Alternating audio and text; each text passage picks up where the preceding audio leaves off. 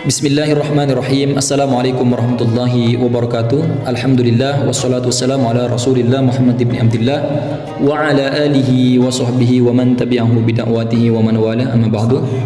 Baik, langsung saja pada kesempatan kali ini saya ingin menyampaikan salah satu kegiatan kami di bulan Ramadan ini yang kami beri tema besar dialektika Ramadan. Pada tema yang ketiga yaitu bahaya nikah sirih bagi perempuan. Ini penting teman-teman ya untuk disampaikan, karena ketika pernikahan itu dilaksanakan secara sirih, maka mudarat-mudarat terbanyaknya itu akan didapat seorang perempuan, apalagi di Indonesia. Faktanya memang kayak gitu. Mudarat-mudarat terbesarnya itu hanya akan didapatkan oleh seorang perempuan. Maka penting untuk kami bahas di sini supaya mungkin orang yang mendengar video ini bisa sadar bahwa nikah sirih itu tidak baik. Makanya saya akan menyampaikan beberapa mudarat nanti yang akan didapatkan oleh seorang perempuan jika pernikahannya itu dilaksanakan secara sirih, artinya tidak sesuai dengan peraturan hukum yang berlaku di Indonesia. Sebelumnya ingin saya menyampaikan bahwa sebetulnya nikah sirih yang dimaksudkan itu telah mengalami perubahan makna dari zaman Rasulullah sampai dengan hari ini. Kalau di zaman Rasulullah itu nikah sirih yang dimaksudkan itu adalah nikah yang dilaksanakan secara tidak besar-besaran, hanya melibatkan beberapa bagian orang tertentu, tapi syarat dan rukunnya terpenuhi di situ. Nah, di zaman Sayyidina Umar bin Khattab, yang dimaksud dengan nikah sirih itu adalah nikah yang dilaksanakan tapi syarat dan rukunnya ada yang tidak terpenuhi gitu loh. Itu pendefinisian nikah sirih pada zaman Umar bin Khattab. Artinya ada sebagian syarat ataupun rukun yang tidak terpenuhi dalam pernikahan itu. Maka pernikahan yang seperti itu di zaman Sayyidina Umar bin Khattab disebut dengan nikah sirih. Nah, dalam konteks sosial yang ada di Indonesia, dalam masyarakat kita mendefinisikan bahwa nikah sirih yang dimaksudkan adalah nikah yang tidak dilaksanakan secara besar-besaran. Artinya tidak mengundang orang, hanya beberapa keluarga-keluarga tertentu saja. Yang penting syarat dan rukunnya terpenuhi sesuai dengan hukum agama. Dalam konteks negara memberikan definisi lain bahwa nikah sirih yang dimaksudkan oleh negara itu adalah nikah yang dilaksanakan tidak sesuai dengan peraturan perundang-undangan yang ada di negara kita. Karena sejatinya pernikahan kalau di Indonesia itu harus dicatatkan. Ini sesuai dengan pasal 2 ayat 2 Undang-Undang nomor 1 tahun 1974 menegaskan bahwa tiap-tiap perkawinan dicatat menurut peraturan perundang-undangan yang berlaku. Tanpa buku nikah, ikatan pernikahan tersebut dianggap tidak ada oleh negara. Jadi kalau pernikahan dilaksanakan secara sirih menurut hukum negara, ketika muncul problematika dalam pernikahannya nanti negara tidak bisa memberikan perlindungan di situ, tidak bisa. Makanya di awal tadi saya sampaikan bahwa nikah yang dilaksanakan secara sirih, mudarat terbanyaknya itu akan didapatkan oleh seorang perempuan. Karena berdasarkan data hukum dan realitas sosial di Indonesia, Undang-Undang nomor 1 tahun 1974 tentang perkawinan dan kompilasi hukum Islam, perkawinan yang tidak dicatatkan tidak memiliki kekuatan hukum. Jadi muncul persoalan nanti dalam pernikahannya, tapi di awal pernikahannya tidak dicatatkan sesuai dengan undang-undang yang berlaku. Maka salah satu pihak dalam keluarga itu, salah satu pihak pasangan yang dirugikan itu tidak bisa ya mengajukan persoalannya tersebut kepada pengadilan agama. Karena pernikahan yang dilakukan tanpa adanya buku nikah atau tidak dicatatkan secara resmi di KUA itu tidak dianggap ada oleh negara. Maka dampaknya adalah jika terjadi perselisihan, penipuan atau penelantaran oleh suami, istri tidak bisa menuntut hak-haknya melalui pengadilan agama maupun pengadilan negeri karena tidak ada bukti legal atas pernikahan tersebut. Misal seorang istri tidak dikasih nafkah oleh suaminya, baik nafkah batin maupun nafkah zahir, ditelantarkan, tidak dikasih hak-haknya di situ. Maka kalau pernikahannya tidak dicatatkan sesuai dengan hukum negara yang berlaku, seorang istri itu tidak bisa mengajukan hal-hal yang menjadi persoalan dalam rumah tangganya kepada pengadilan agama. Kenapa? Karena syaratnya tidak terpenuhi. Apa syaratnya? Syaratnya ketika kemudian ada persoalan dalam rumah tangga mau diajukan ke pihak pengadilan harus ada buku nikahnya. Sedangkan orang yang nikah sirri itu nggak mempunyai buku nikah gitu loh. Kemudian mudarat yang selanjutnya salah satunya adalah kehilangan hak atas harta gonogini dan warisan. Harta bersama atau yang sering disebut dengan harta gonogini, jika terjadi perpisahan, istri sirih tidak memiliki dasar hukum untuk menuntut pembagian harta bersama yang didapat selama pernikahan. Suami bisa dengan mudah mengklaim seluruh hartanya itu adalah milik suaminya. Jadi tidak bisa nanti misal ada seorang yang menikah tidak dicatatkan pernikahannya di KUA. Kaya mereka berdua. Setelah itu muncul persoalan sehingga suaminya itu membawa seluruh harta selama pernikahan itu diklaim sebagai miliknya sendiri. Maka seorang istri itu tidak bisa kemudian mengajukan untuk pembagian harta gono gini kepada pengadilan. Tidak bisa kalau pernikahannya tidak dicatatkan. Apalagi surat-suratnya nanti atas nama yang laki-laki semua, surat tanahnya, BPKB mobilnya, surat rumahnya dan sertifikat rumahnya dan sebagainya. Jadi istri tidak bisa mengajukan untuk pembagian harta gono gini di situ kalau pernikahannya tidak dicatatkan sesuai dengan hukum negara yang berlaku.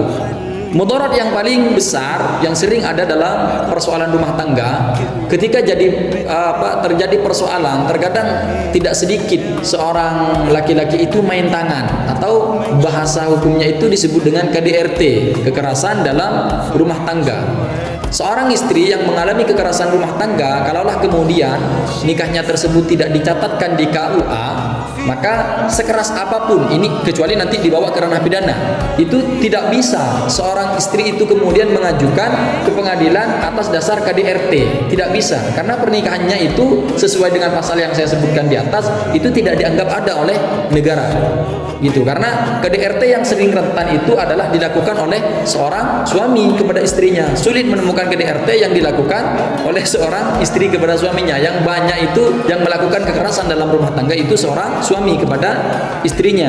Jadi fakta hukumnya Undang-Undang Nomor 23 Tahun 2004 tentang penghapusan kekerasan dalam rumah tangga atau UU PKDRT melindungi pihak-pihak yang terkait dalam lingkup rumah tangga yang sah secara hukum. Jadi kalau pernikahannya tidak dicatat, negara tidak mau tahu di situ, karena di awal Anda sudah melanggar hukum yang berlaku yang ada di negara kita, yang seharusnya pernikahan itu dicatatkan di awal gitu loh. Selanjutnya salah satunya status hukum dan hak anak menjadi lemah. Jadi kalau ada pernikahan lalu tidak dicatatkan sesuai dengan hukum negara yang berlaku, maka hukum keperdataannya itu hanya mengikat kepada seorang ibunya.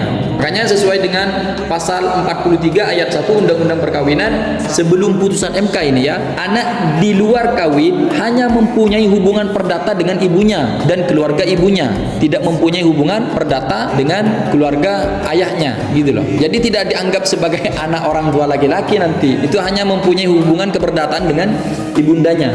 Walaupun ada putusan MK nomor 46 tahun 2010 yang mengatakan bahwa anak luar kawin bisa memiliki hubungan perdata dengan ayah biologisnya. Ya, salah satu pembuktiannya adalah di pengadilan itu sangat rumit, sangat begitu rumit.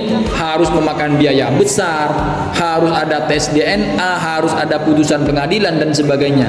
Ya, intinya memakan biaya besar lah. Itu kalau kemudian pernikahannya tidak dicatatkan di KUA. Jadi sangat penting bahwa pernikahan itu harus dicatatkan sesuai dengan hukum yang berlaku di negara kita Indonesia.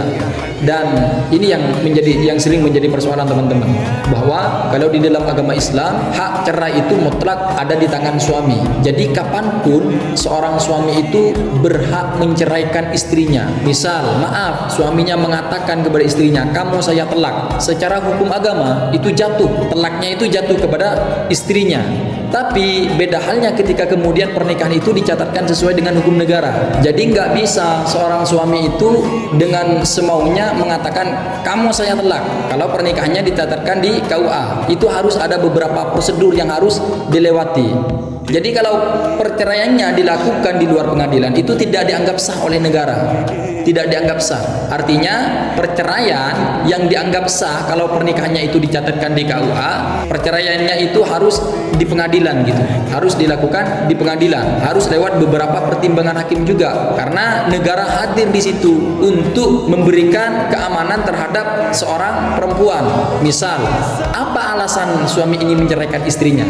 Kalau alasannya tidak jelas, tidak rasional, tidak masuk akal, maka sampai kapanpun negara itu tidak akan pernah menceraikan menceraikan dua pasangan itu. Tapi kalau pernikahannya tidak dicatatkan, suami itu dengan gampangnya kapan saja itu mempunyai hak mutlak untuk menceraikan istrinya. Tapi kalau dicatatkan, negara hadir di situ memberikan perlindungan terhadap seorang perempuan. Jadi kalau tidak dicatatkan itu hak mutlaknya ada di tangan suami. Tapi kalau dicatatkan, hak mutlaknya itu bukan di tangan suami lagi, tapi hak mutlaknya itu ada di tangan negara di situ. Ada di tangan negara. Tidak hanya di situ. Nanti kalau muncul persoalan dalam rumah tangga, merasa seorang istri tidak diperhatiin, tidak diberikan nafkah zahir, tidak diberikan nafkah batin, ditelantarkan, maka seorang istri itu bisa mengajukan perceraian kepada pengadilan, cerai gugat, bisa melaksanakan cerai gugat. Misalnya selama 3 tahun tidak diberikan nafkah gitu loh, misalnya selama 1 tahun tidak diberikan nafkah batin, maka seorang